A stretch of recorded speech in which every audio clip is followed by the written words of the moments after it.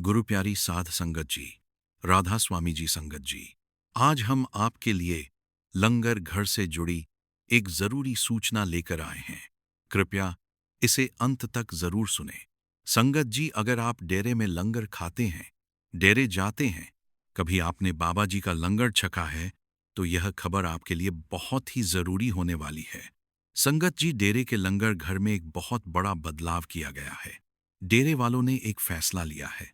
आपको पता ही है, जब संगत डेरे जाती है, सत्संग पर जाती है, तो अक्सर हम लंगर जरूर खाते हैं। डेरे में लंगर उस समय से चलता आ रहा है जब बाबा जी महाराज बाबा जैमल सिंह जी गद्दी पर विराजमान थे। उसके बाद अलग अलग संत सतगुरुओं के समय में भी लंगर चलता रहा है और आज भी बाबा जी महाराज की दया से यह लंगर बहुत अच्छी तरह से चलता आ रहा है। लेकिन अब लंगर के संबंध में समय समय पर भी कुछ फैसले लिए जाते हैं और अब भी कई फैसले लिए गए हैं।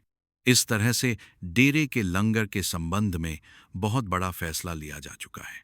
बहुत लोगों को इसके बारे में पता भी है और जिनको नहीं पता, तो आज हम बताने जा रहे हैं। संगत जी, वीडियो शुरू करने से पहले एक विनती है कि हमारे चैनल को सब्सक्राइब जरूर करें। वीडियो को लाइक करके कमेंट बॉक्स में राधा स्वामी और अपने शहर का नाम जरूर लिखें।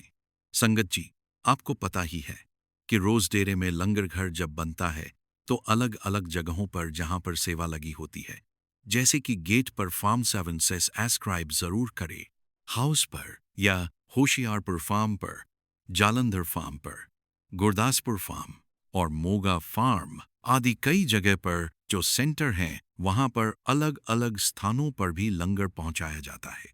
फिर जहां जहां यह सभा लगी होती है, वहां भी लंगर घर से लंगर पहुंचाया जाता है।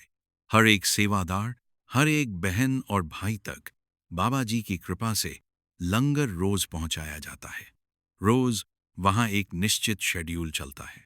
वहां पर फिक्स शेड्यूल रहता है कि मंगलवार को कढ़ी बनती है, बुधवार को सफेद छोले, गुरुवार को फिर कढ़ी बनती है और शुक्रवार को दाल बनती है। रविवार को भी दाल बनाई जाती है।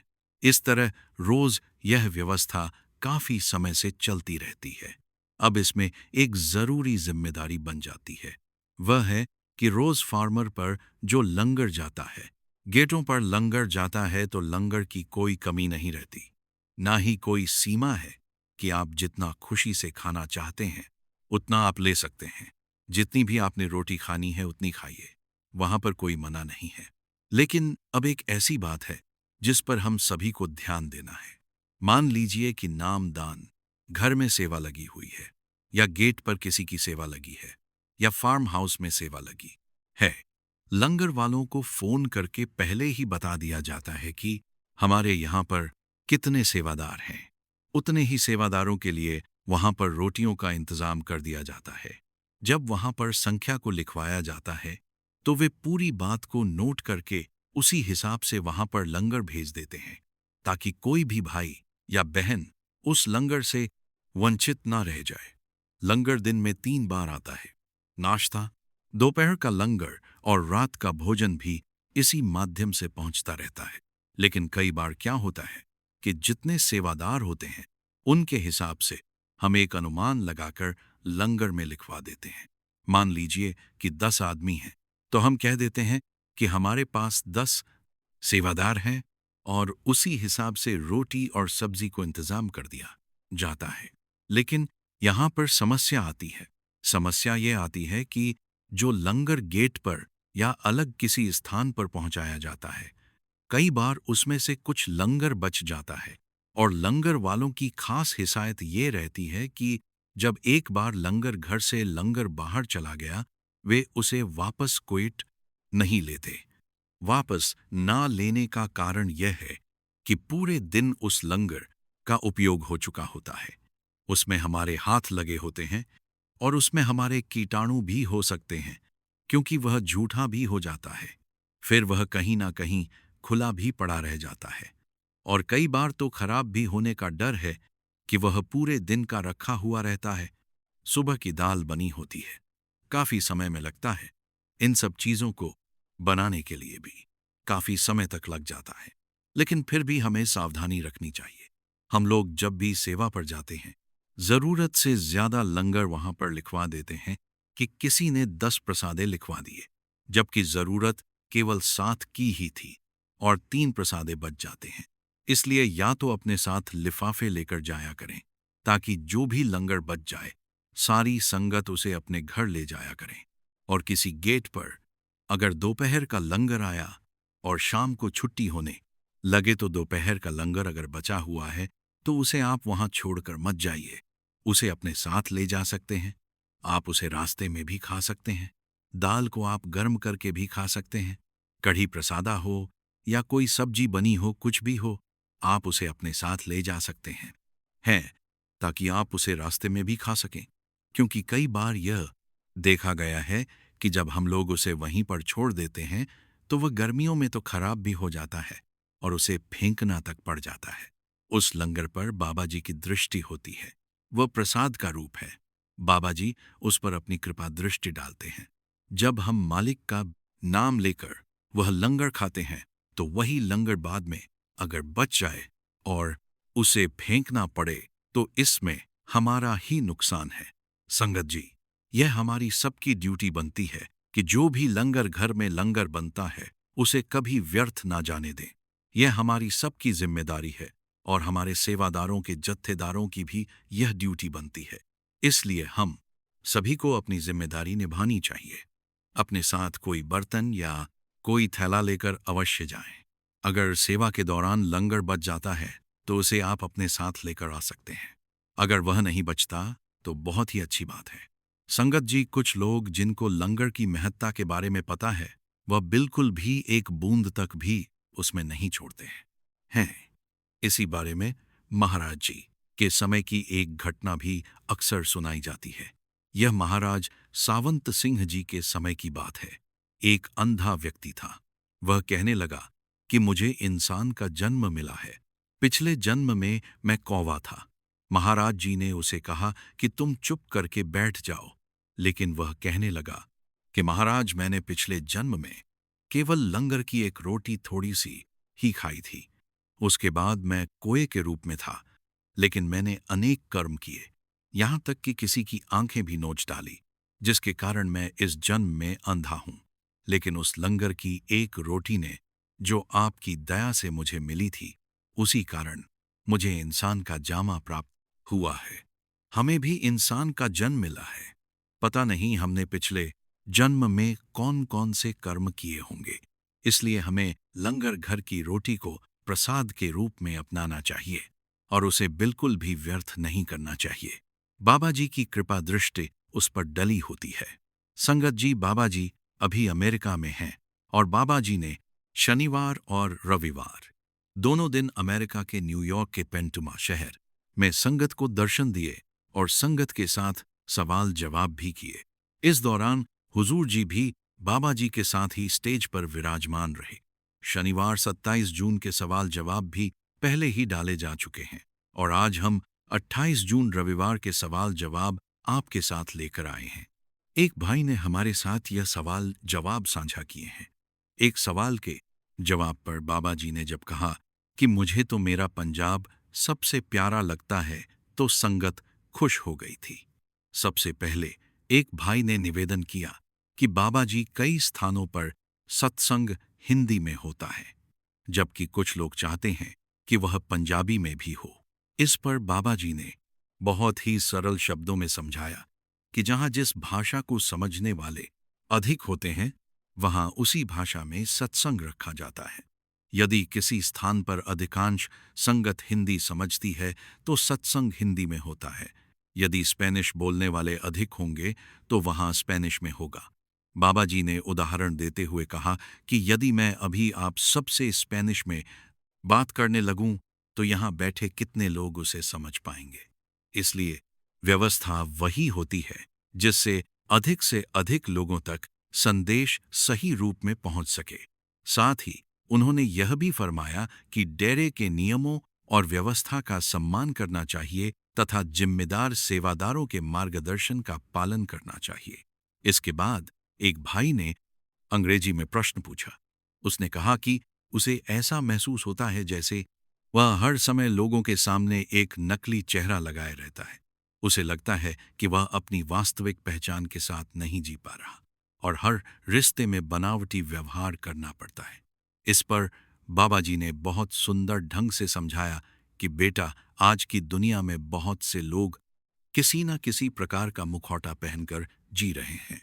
उन्होंने फरमाया कि यदि तुम अपने वास्तविक स्वभाव में रहोगे तो भी कुछ लोग तुम्हें आंकेंगे, और यदि दिखावा करोगे तब भी लोग अपनी राय जरूर बनाएंगे। इसलिए दूसरों को खुश करने के लिए स्वयं को बदलने की आवश्यकता नहीं है। उन्होंने आगे फरमाया कि दिन के अंत में सबसे महत्वपूर्ण बात यह है कि जब तुम अपने आप से मिलो तो मन में शांति और चैन की नींद सो सको। यदि तुम अपने वास्तविक रूप में जीवन जीते हो तो भीतर का संतोष बना रहता है। इसलिए बनावटीपन छोड़कर स्वाभाविक जीवन जीने का प्रयास करो। इसके बाद एक भाई ने बाबा जी से अनुरोध किया कि बाबा जी, आप भी कुछ शब्द संगत के साथ साझा करें। तब बाबा जी ने माइक संभाला और प्रेम पूर्वक संगत को संबोधित किया। कार्यक्रम के अंतिम लगभग 15 मिनट प्रश्न उत्तर के लिए रखे गए, जिसमें बाबा जी ने अलग अलग संगत के प्रश्नों का बहुत ही सहज और प्रेम भरे अंदाज में उत्तर दिया। फिर एक बहन ने बाबा जी का धन्यवाद करते हुए कहा कि वह दिल से उनका बहुत बहुत आभार व्यक्त करना चाहती है। बातों ही बातों में उस बहन ने अपने होने वाले जीवन साथी का भी जिक्र किया। बहन ने कहा कि बाबा जी, मैं अपने होने वाले पति को भी सेवा पर लेकर आऊंगी। तो इस पर बाबा जी मुस्कुराए और वे हल्के फुल्के मजाक में बोले कि यह तो बहुत ही बढ़िया है, लेकिन अपने पति को संभाल कर रखना, उसको काबू में रखना। यह सुनते ही संगत जोर जोर से हंसने लगी थी। बहन तुरंत ही मुस्कुराते हुए बोली कि बाबा जी, अभी तो मेरी शादी भी नहीं हुई है। यह सुनकर बाबा जी ने हंसते हुए कहा कि अच्छा, मतलब शादी से पहले ही उसे अपने काबू में कर लिया। इतना सुनते ही पूरा पंडाल फिर से हंसी से गूंज उठा। इसके बाद एक भाई ने मुस्कुराते हुए अपने वैभाविक जीवन से जुड़ा हुआ एक प्रश्न किया। उन्होंने कहा कि उनकी पत्नी उन्हें बहुत परेशान करती है। इस पर बाबा जी ने हंसते हुए कहा कि पहले भी तो कहा था कि सोच समझकर निर्णय लेना, लेकिन उस समय तो किसी की बात माननी ही नहीं थी। अब जब फैसला कर लिया है तो उसका परिणाम भी स्वीकार करना पड़ेगा। संगत इस उत्तर पर जोर से हंसने लगी। इसके बाद एक बहन ने सवाल किया, बाबा जी, मेरा कोई प्रश्न नहीं है, लेकिन मेरी एक इच्छा है कि मुझे दोबारा इस संसार में वापस ना आना पड़े। बाबा जी ने उन्हें बहुत ही गंभीरता और प्रेम के साथ समझाया कि ऐसी बातों को अपने हाथ में लेने की आवश्यकता नहीं है। उन्होंने कहा कि यह निर्णय मालिक पर छोड़ देना चाहिए। मालिक जानते हैं कि किस आत्मा के लिए कौन सा मार्ग और कौन सा समय उचित है। उन्होंने आगे समझाया कि मनुष्य अपने अनगिनत जन्मों के कर्मों का बोझ लेकर चलता है। यदि उन सभी कर्मों का फल एक ही जन्म में मिलना शुरू हो जाए तो कोई भी व्यक्ति उसे सहन नहीं कर पाएगा। इसलिए मालिक अपनी कृपा से कर्मों का भार धीरे धीरे हल्का करवाते हैं। हमारा कार्य केवल भजन सिमरण करते रहना है और बाकी सब मालिक की इच्छा पर छोड़ देना है। फिर एक अन्य प्रश्न भजन सिमरण से जुड़ा हुआ था। किसी ने पूछा कि उनसे नियमित भजन नहीं हो पाता। इस पर बाबा जी ने मुस्कुराते हुए एक गहरी बात कही। उन्होंने कहा कि यदि कोई हमें कठिन से कठिन शारीरिक कार्य करने के लिए कह दे तो शायद हम वह भी करने का प्रयास कर लेंगे, लेकिन जब केवल कुछ समय शांत बैठकर हमें सद्गुरु को याद करना है, कुछ समय के लिए शांत बैठकर भजन करने की बात आती है, तब हमारा मन ही सबसे अधिक बहाने बनाने लगता है। बाबा जी ने समझाया कि हमसे केवल इतना ही तो कहा जाता है कि कुछ समय शांत होकर भीतर की ओर ध्यान लगाएं, लेकिन यही छोटा सा अभ्यास भी हमें कठिन लगने लगता है। इसलिए सबसे पहले अपने मन को अनुशासन में लाना आवश्यक है। इसके बाद एक बहन, जिन्होंने अपना नाम साशा बताया, उन्होंने बाबा जी से फरमाया कि पिछली बार भी उन्होंने यही प्रश्न पूछा था और आज फिर वही निवेदन करना चाहती हैं। उन्होंने मुस्कुराते हुए बाबा जी से पूछा, आप अमेरिका में आकर स्थायी रूप से कब रहेंगे? बाबा जी ने तुरंत मुस्कुराकर कहा कि मैं यहाँ रहने नहीं आने वाला। मुझे तो अपना पंजाब ही सबसे अधिक प्रिय है। मैं पंजाब का रहने वाला हूँ और वही मुझे अच्छा लगता है। फिर इस बहन ने दोबारा कहा कि यहाँ भी कितनी सुंदर जगह है, पेंटलुमा है, नॉर्थ कैरोलिना है और भी बहुत कुछ है। इस पर बाबा जी ने बड़े ही प्रेम से कहा, हमारे पास भी मोगा है, लुधियाना है, फिरोजपुर है, जालंधर है। यह सुनकर संगत हंसने लगी थी। फिर बाबा जी ने पंजाबी में कुछ कहा तो साशा ने मुस्कुराकर कहा कि बाबा जी, मुझे पंजाबी अच्छी तरह समझ नहीं आती। इस पर बाबा जी ने हंसते हुए उत्तर दिया, कोई बात नहीं, बाद में अपने पति से पूछ लेना, वह तुम्हें पूरी बात समझा देंगे। इसके बाद इस बहन ने एक और बात कही। उन्होंने कहा कि उनका मन बहुत जल्दी भटक जाता है और वह पूरी तरह से ध्यान केंद्रित नहीं कर पाती। बाबा जी ने उन्हें समझाया कि सबसे पहले प्रयास करना आवश्यक है। यदि इंसान ईमानदारी से कोशिश ही नहीं करेगा तो आगे कैसे बढ़ पाएगा? निरंतर अभ्यास और प्रयास से ही मन धीरे धीरे स्थिर होता है। फिर एक भाई जो कि साशा के पति थे, उन्होंने बाबा जी से कहा, बाबा जी, चाहे पूरी दुनिया मुझसे मुंह मोड़ ले, लेकिन आप कभी भी अपना स्नेह और कृपा मुझसे मत हटाइए। बाबा जी ने बहुत ही प्रेम से मुस्कुराते हुए हाँ में अपनी गर्दन हिलाई और बाबा जी के चेहरे पर सुंदर सी मुस्कान आ गई। इसके बाद उस भाई ने हाथ जोड़कर हजूर जी और बाबा जी दोनों को राधा स्वामी कहा और विनती की कि वे अपनी कृपा दृष्टि केवल मुझ पर ही नहीं बल्कि पूरी संगत पर सदैव बनाए रखें। फिर एक भाई ने हाथ जोड़कर विनम्रता से कहा, बाबा जी, मैं अपने मन से बहुत संघर्ष करता हूँ। कई बार पूरी कोशिश करता हूँ कि मन पर विजय पालूं, मन को अपने काबू में कर लूं, लेकिन कुछ समय बाद फिर यह विचारों में लग जाता है। वही विचार, वही आदतें और वही भटकाव मुझे पीछे की ओर खींच लेते हैं। ऐसा लगता है जैसे मन के साथ रोज एक युद्ध चलता है और अंत में मैं ही हार जाता हूँ।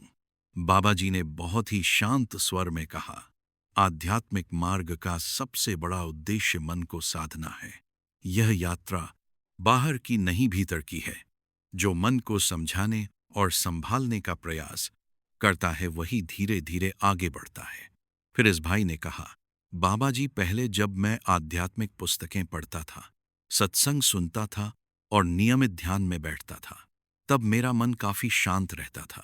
उन अभ्यासों का असर स्पष्ट महसूस होता था।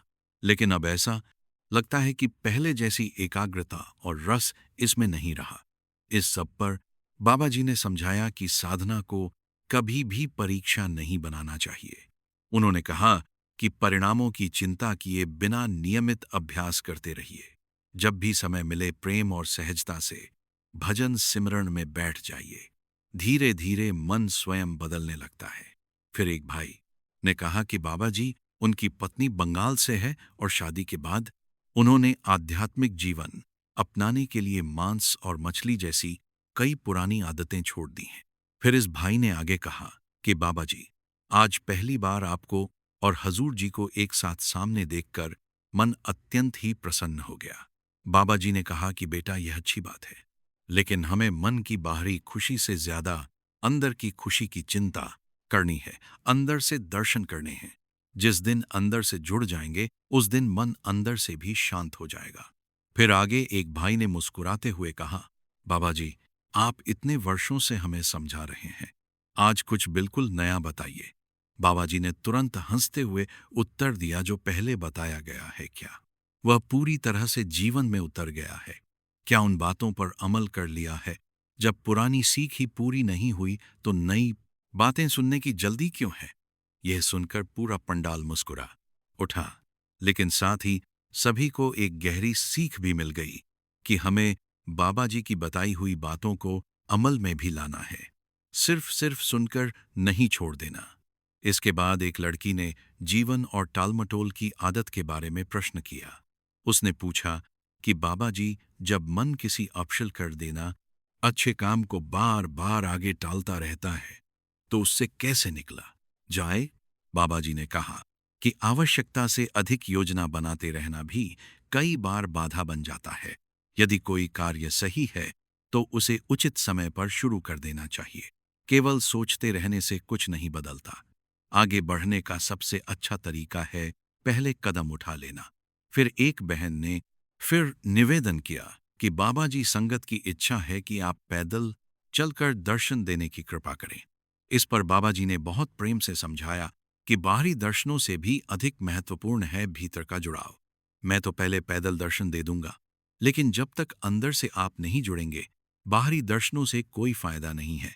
बाहरी दर्शन एक अच्छा माहौल बनाते हैं, लेकिन असली दर्शन अंदर से ही मिलेंगे। यदि मन केवल बाहरी रूप में ही अटक जाए तो वह भी साधना में रुकावट बन सकता है। इसलिए वास्तविक प्रयास भीतर के दर्शन पाने का होना चाहिए। फिर एक भाई ने पूछा, बाबा जी, क्या सपनों का कोई विशेष आध्यात्मिक अर्थ होता है? बाबा जी ने मुस्कुराकर उदाहरण दिया कि यदि कोई व्यक्ति सपने में स्वयं को प्रधानमंत्री या राष्ट्रपति बना हुआ देख ले तो क्या वह सच में हो जाएगा? उन्होंने कहा कि अधिकांश सपने हमारे अवचेतन मन की गतिविधियां होते हैं, इसलिए उन पर आवश्यकता से अधिक ध्यान देने के बजाय वर्तमान जीवन और साधना पर ध्यान देना अधिक लाभदायक है। फिर एक माता पिता ने अपनी लगभग 11 वर्ष की बेटी के बारे में प्रश्न पूछा। उन्होंने बताया कि उनकी बेटी प्रतिदिन श्रद्धा से बैठती है और आध्यात्मिक मार्ग के प्रति उसका विशेष झुकाव है।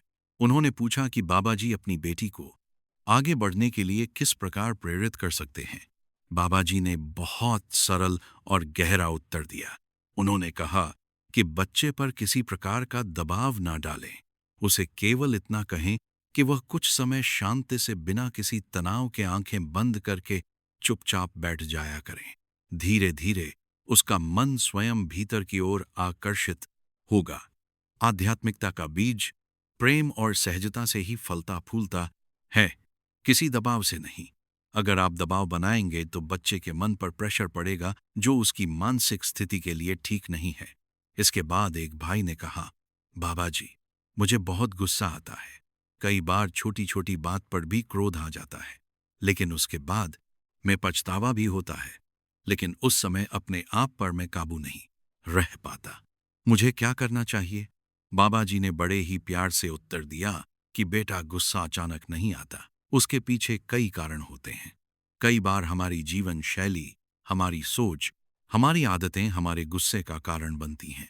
गुस्से से मन अशांत होता है, इसीलिए हमें कोशिश करनी चाहिए कि गुस्सा ना करें। फिर एक भाई ने पूछा, बाबा जी, मेरा यहाँ ट्रांसपोर्ट का बिजनेस है और जब काम अच्छा चलने लगता है तो अनजाने में मुझ में थोड़ा सा घमंड भी आने लगता है। मैं उसे कैसे पहचानूं और उसे अपने अंदर आने से मैं कैसे रोक सकता हूं? बाबा जी ने बड़े ही प्यार से समझाया कि जब इंसान सफल हो जाता है तो अक्सर इंसान को यह गलतफहमी हो जाती है कि यह सफलता उसको उसी के कारण मिली है और यहीं से अहंकार का जन्म होता है। यह बात ठीक है कि सफल होने के लिए हमें भी बहुत मेहनत करनी होती है, लेकिन जब तक मालिक की मौज ना हो तब तक हम एक कदम भी आगे नहीं बढ़ा पाएंगे। जिस दिन मन में यह ख्याल आए कि मेहनत तो हमारी थी, लेकिन अवसर और कृपा ऊपर वाले की थी, उस दिन विनम्रता साथ रहेगी। अपने आप अहंकार मन में से हट जाएगा। उसकी कृपा से ही हमारी मेहनत सफल होती है। इसलिए ईमानदारी से मेहनत करो और हर पल मालिक का शुक्राना करो। देने वाला वही है। संगत जी, यह थे अमेरिका में हुए बाबा जी और संगत के बीच सवाल जवाब। आपसे विनती है कि हमारे चैनल को सब्सक्राइब जरूर करें। कमेंट में राधा स्वामी जरूर लिखें और अपने शहर का नाम भी लिखें। संगत जी, अब आपसे इजाजत लेते हैं। कल फिर मिलेंगे एक नए वीडियो के साथ। राधा स्वामी।